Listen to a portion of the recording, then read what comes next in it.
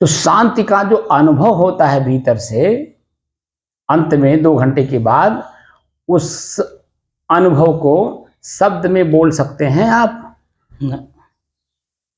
क्योंकि स्वानुभूति है। और स्वानुभूति चीजें जो होती हैं वह शब्दों में नहीं बोल पाएंगे। अगर शब्द में बोलते हैं तो आप उसके दोषी भी हो जाते हैं। क्यों? क्योंकि शब्द में वो बोल ही नहीं पाएंगे, और जो शब्द आप बोलते हैं उसमें और अर्थ, अलग अलग अर्थ निकलने लगता है, तो सुनने वाला उस चीज को समझ नहीं पाता। लेकिन जो आप बोलते हैं अपने मनोभाव से, शब्द में पिरो करके, तो सामने वाला अपने अर्थ में लेने लगता, क्योंकि उसने तो अनुभव नहीं किया ना। जिस अनुभूति को आपने अनुभव किया, उस अनुभूति को सामने वाले ने नहीं किया है, तो वो अर्थ का अनर्थ लेगा कि नहीं लेगा? इसलिए वहां बोलने की जरूरत नहीं, बल्कि उसे अनुभव कराने की जरूरत है। तो वहां आपको अपने आप में युक्ति बुद्धि का प्रयोग करना होगा कि इसे हम कैसे अनुभव करा दें। जो मैंने अनुभव किया है अपने स्वयं में शांत रह करके, ठीक है, स्थिर होकर के, मन को कहीं जाने नहीं दिया, एकाग्र मन करके हमने जिस चीज को अनुभव किया है उसको इस सामने वाले को अनुभव करा दें, तो जिसके अंदर में जो चंचलता है ना, जो दुख है, पीड़ा है, वह अपने आप ही शांत कर ले जाएगा। और हमारे ऋषि यही किए हैं। ऋषि स्वयं अपने आप में शांत रहे हैं, और उनके सानिध्य में आने वाले प्रत्येक साधकों को, प्रत्येक जीवों को शांतमय बनाने की कोशिश की है। और जिन लोगों ने उनकी बात पे पूर्ण विश्वास करके और अपने भीतर की कमियों को दूर किया, वही आगे चल करके समाज का पथ प्रदर्शक बना। जैसे राम, जैसे कृष्ण, जैसे अनेकों राजाएं,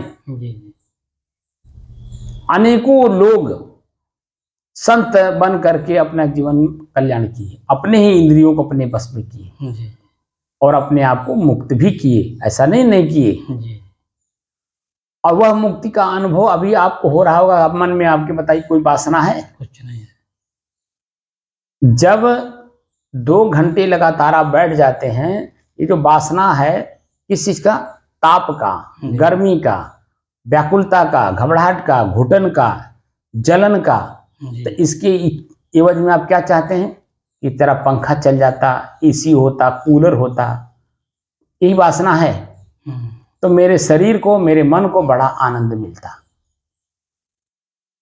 और ये वासना ही नहीं है आपके अंदर में, ना कूलर चल रहा, ना पंखा चल रहा, ना एसी की कल्पना है। और अंत में 2 घंटे में आप अपने आप में जो अनुभव करते होंगे, क्या कूलर से, क्या एसी से, क्या पंखा से वो मिलता आपको? ना। क्योंकि मान लीजिए अनुराग दास जी नहीं अनुभव किए होंगे, लेकिन आप तो बहुत अनुभव किए होंगे कि एसी में बैठने वाला आप देखिए, वो भी जो मन से पीड़ित है।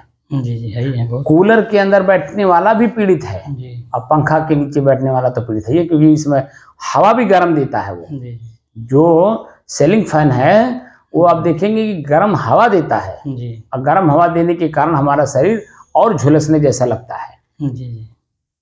लगता नहीं लगता है?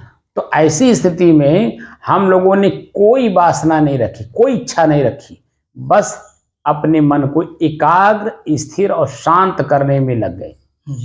तो जो शांत स्थिति का अनुभव होगा या हो रहा है, वह अनुभूति शब्दों में पिरो करके आप नहीं बोल सकते। वह स्वानुभूति ही होती है।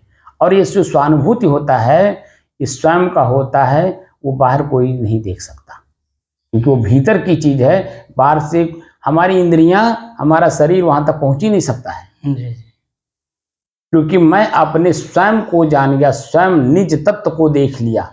इस वजह से ये चीजें, प्रकृति की चीजें वहां तक नहीं पहुंच पाती, और प्रकृति की चीजें वहां तक न पहुंचने के कारण हम उसको शब्द में नहीं बोल सकते। तो ये अनुभूति हुई कि नहीं हुई? अभी देखिए, पसीना 10 से 15 मिनट के अंदर मुझे, मेरे शरीर को पूरा पसीना पसीना लथपथ होने लगा। और जो मैं बैठा हूं, तो जो ताप, आंच, गर्मी, जलन जो भी मुझे लग रहा था, घुटन महसूस हो रही थी, वह धीरे धीरे देखिए अब शांत हो रहा है। जी। आप लोग तो मेरे से पहले से बैठे हैं, जी जी। मैं बाद में आया हूँ। उसके बाद भी देखिए जलन, झुलसन जो प्रक्रिया थी शरीर की,